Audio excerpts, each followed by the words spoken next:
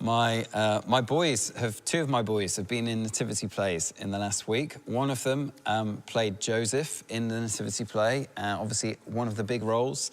And one of the other ones played a Christmas elf.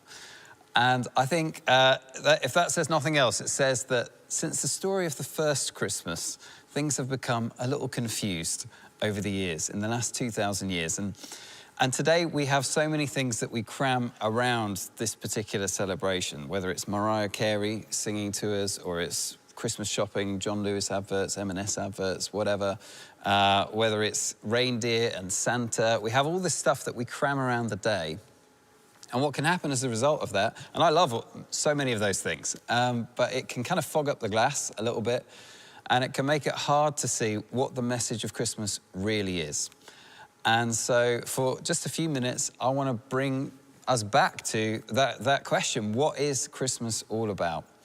And at its heart, Christmas is a message that a rescuer has come.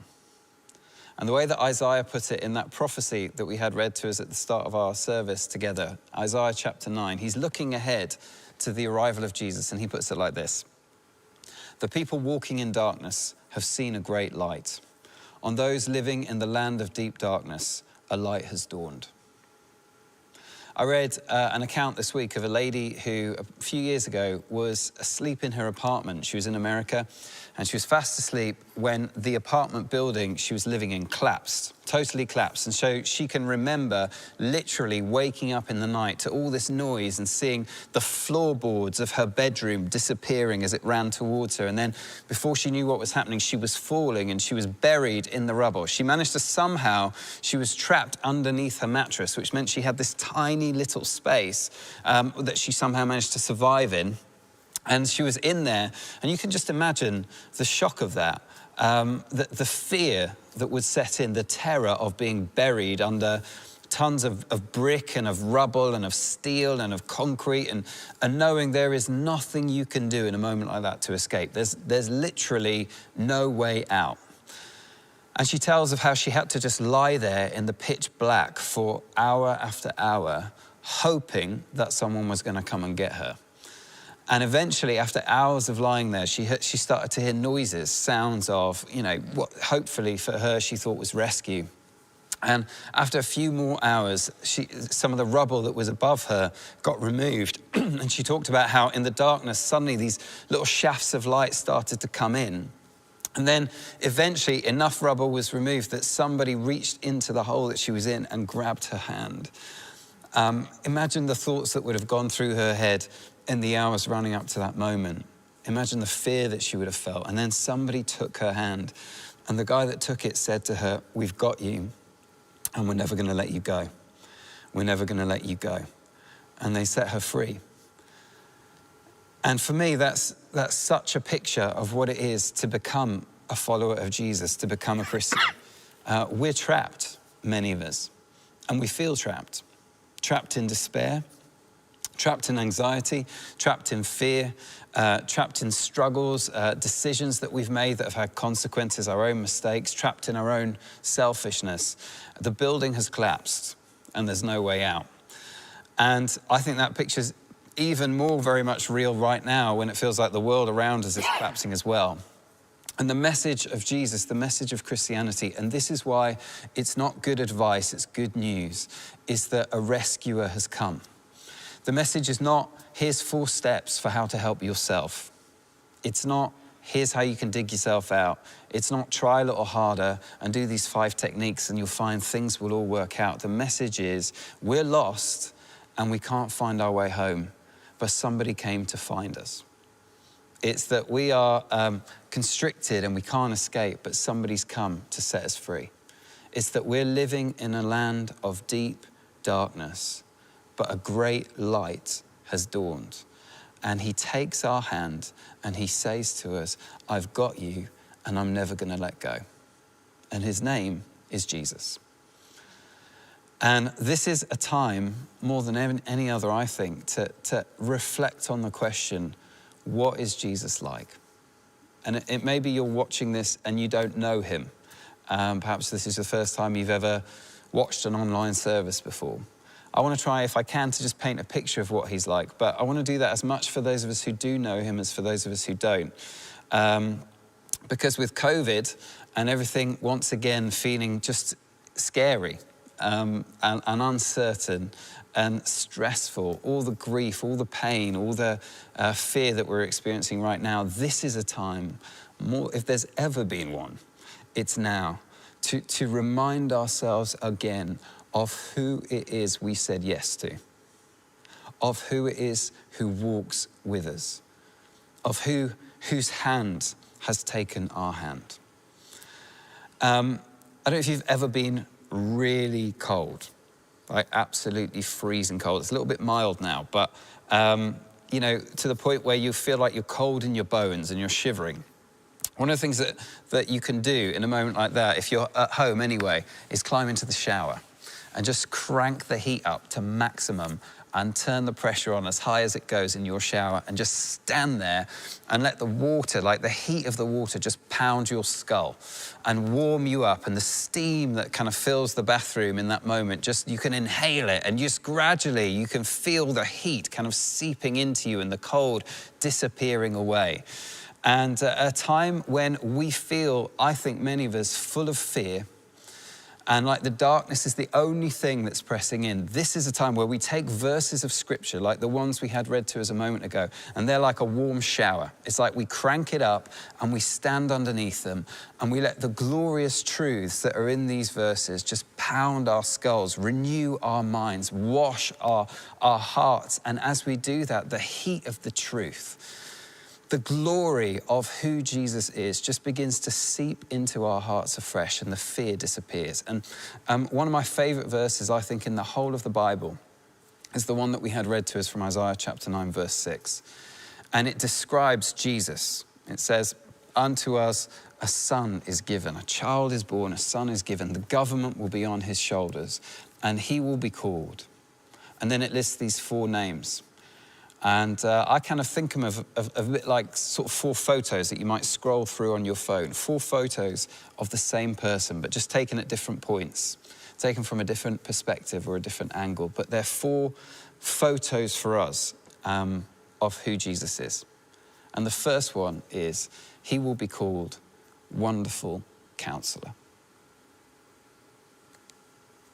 So we can sit with this word, with this truth, Wonderful Counselor. A bit like you're in the shower, we can just stand underneath it and allow what it's saying to seep into us. These are confusing times. It's hard to understand what's going on around us. Nobody can predict what's coming around the corner. And it's very hard also to understand what's going on inside of us.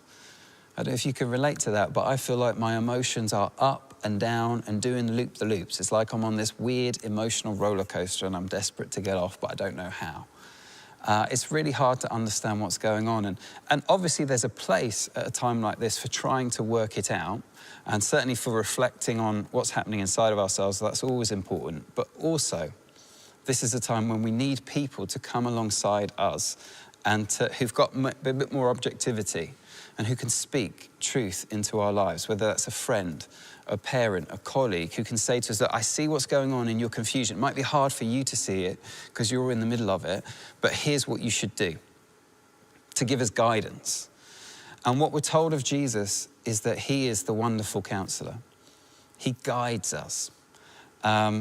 And one of the things that's particularly wonderful about him as a counselor is that the way that he does this is not that he emails us some information like a boss sending out an assignment or a teacher sending out some homework. He doesn't do it from a distance. It's not cold and he's not apart from us in that way. That's not how he guides us. The whole message of Christmas is that he has become one of us. Now he's become a baby. And you may well know the story of Jesus, that he was born 2,000 years ago in a stable in Bethlehem. They couldn't even find a room for him to be born in. So he's born there in a stable into poverty. And within months, he becomes a refugee. He has to flee for his life. His parents take him to Egypt. Then he returns and he grows up on the wrong side of the tracks in a poor part of a poor country, living under a foreign occupying power.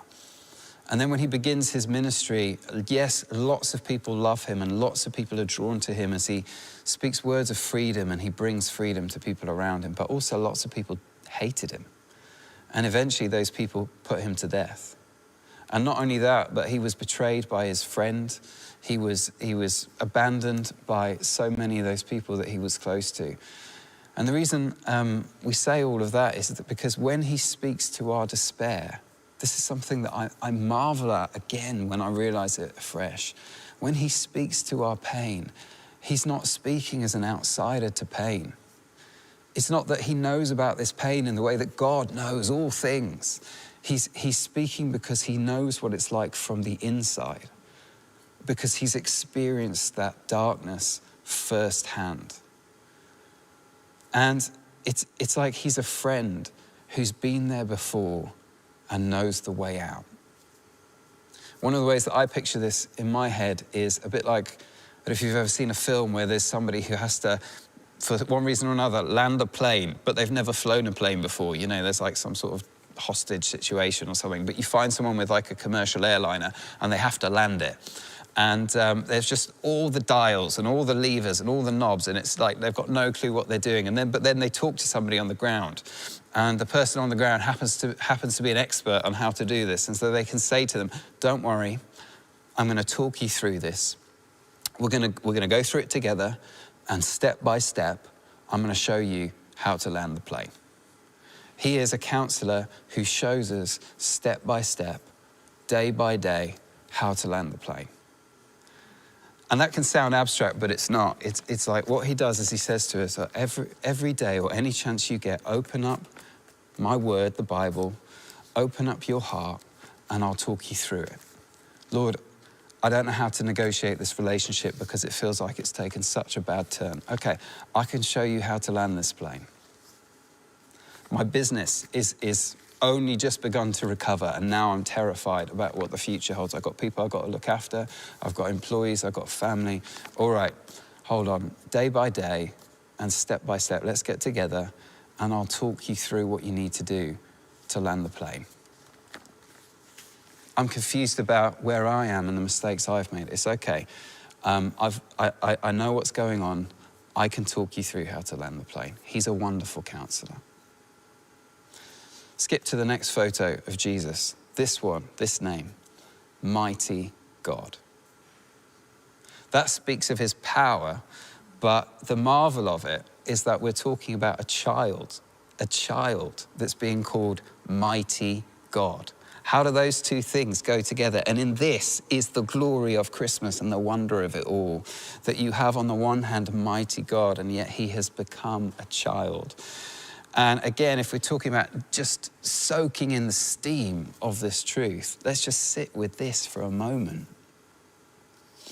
I remember ages ago now, I watched this documentary about the oceans, and they were trying to kind of quantify how much water is in the ocean and coming up with pictures that maybe our heads can grasp for how much water there is in all the oceans in the world.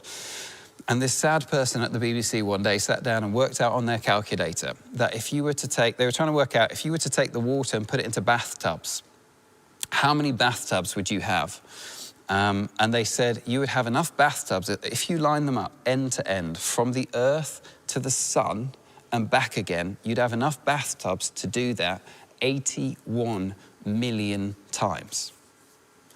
The same person, I assume, also worked out that if you were able somehow to pull a plug on the ocean, pull out like the equivalent of a bath plug on the ocean, how many years would it take for all the water in all the oceans to drain through a single plug hole?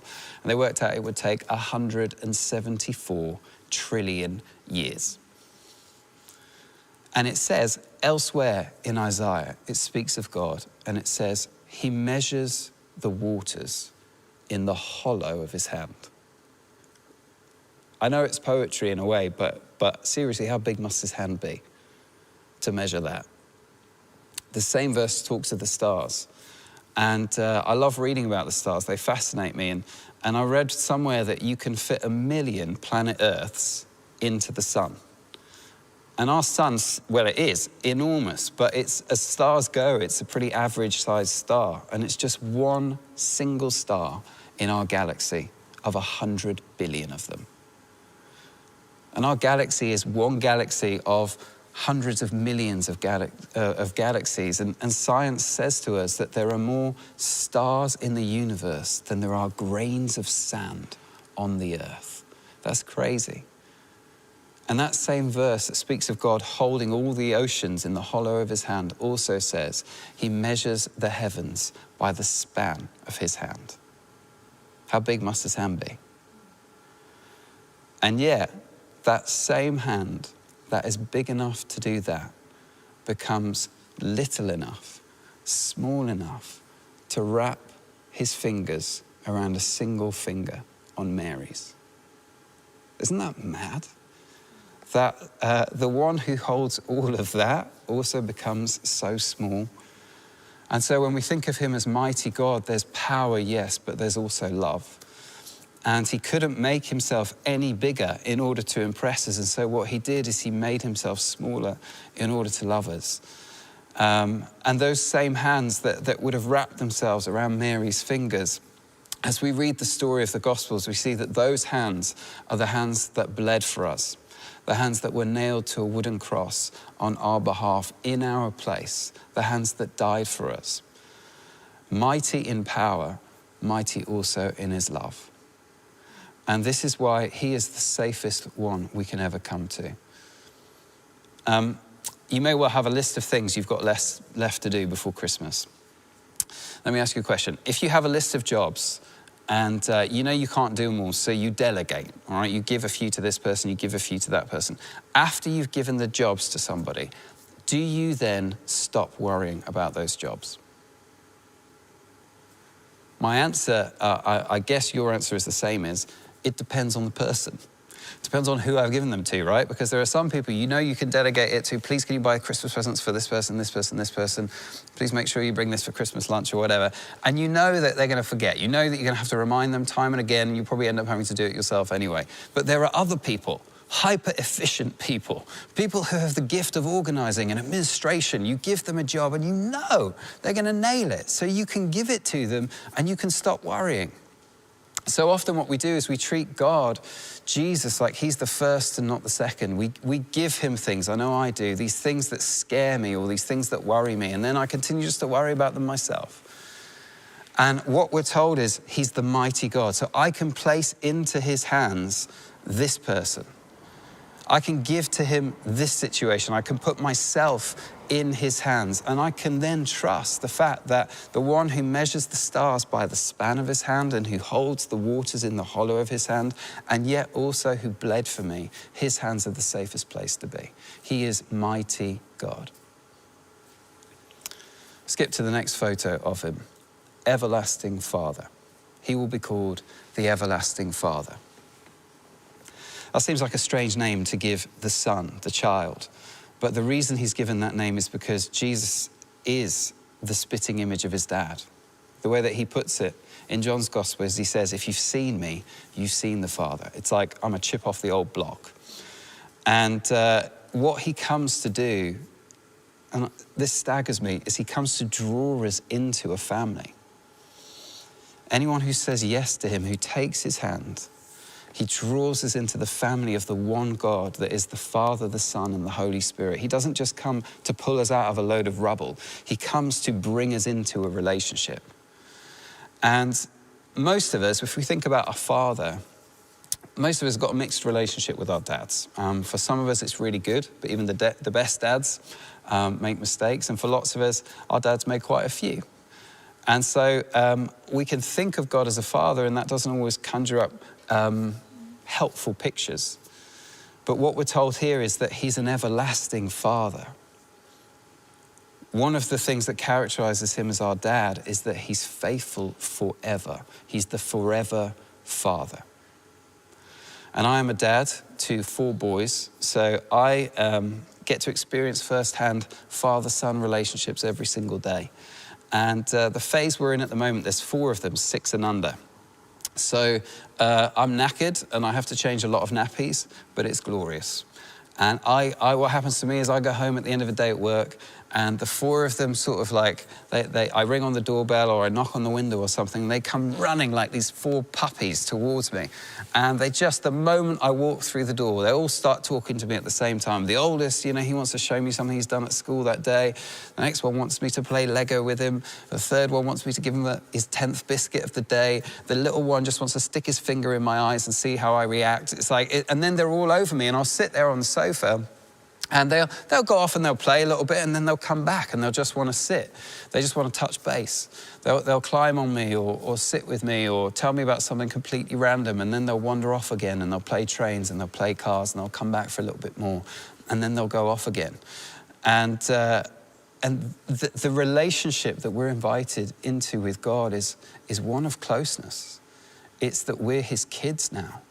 We're his children. We become the daughters of the Heavenly Father, the sons of the Heavenly Father. It's about closeness and intimacy. And I know, because I've got parents, or I know friends who are parents of teenagers, I've heard the rumors that it won't always be like this, that there will come a day when I arrive home and nobody can be bothered to even look up from the telly. There will come a day when I am no longer the hero that they point out to their friends proudly, that's my dad, but instead they will turn in the opposite direction and pretend they don't know me. And that's to be expected. But I know that my job is never to do that to them. Even if they pretend to play it cool, my job is always to run to them. It's always to pursue them. And when we come to know this Father, even the best human picture of a dad is but a shadow of his faithfulness, of the delight that he takes in us.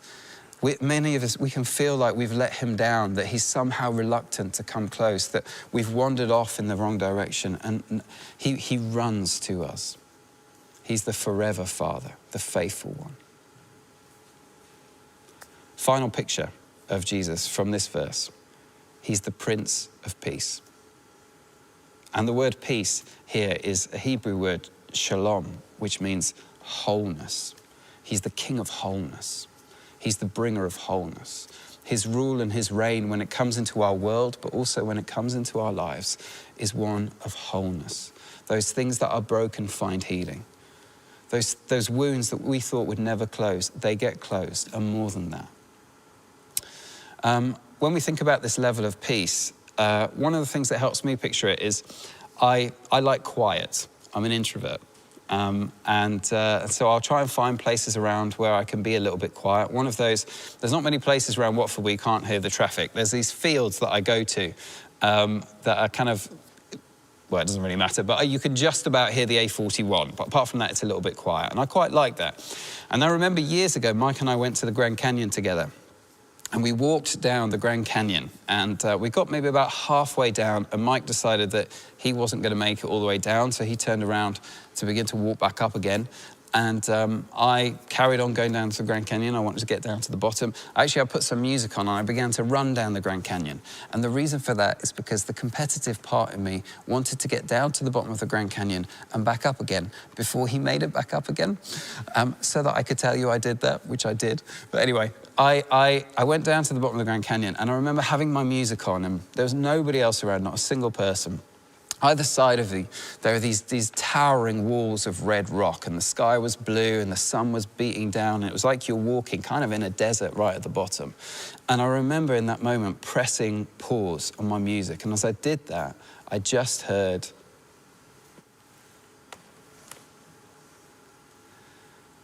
up until that point, I thought I knew what quiet was. And then in that moment, I felt the heavy weight of silence. And the two are very different. And when we talk about Jesus bringing wholeness, this isn't just he brings an absence of stress. This isn't simply, oh, my week hasn't been too bad. It's been slightly better than I thought. This is the heavy presence of his peace. And we find it not because everything around us becomes easy, but because he is with us in this place. Like a bird might shelter from a storm under the wing of its mum. It's like we find it in our intimacy and in our closeness with him. And if we don't have it at the moment, and I imagine that's a lot of us, I know it's been me for a lot of this week. The solution is not to look down deep inside ourselves and somehow find peace. The solution is to lift our eyes once again to the child who is given to us, the child who is the wonderful counselor. I can help you land the plane. I understand what this is like. The child who is the mighty God. I have power and I am mighty in my love. The child who is the everlasting Father. He reveals to us the intimacy and the closeness of a forever Father to us. And the child who comes to be the Prince of Peace, in whom we know we are loved unconditionally, absolutely, always and forever. As who he is comes to the forefront once again, we find even in darkness, we can have confidence in what John says in his introduction to Jesus, which is this: the light shines in the darkness, and the darkness has not overcome it. Amen.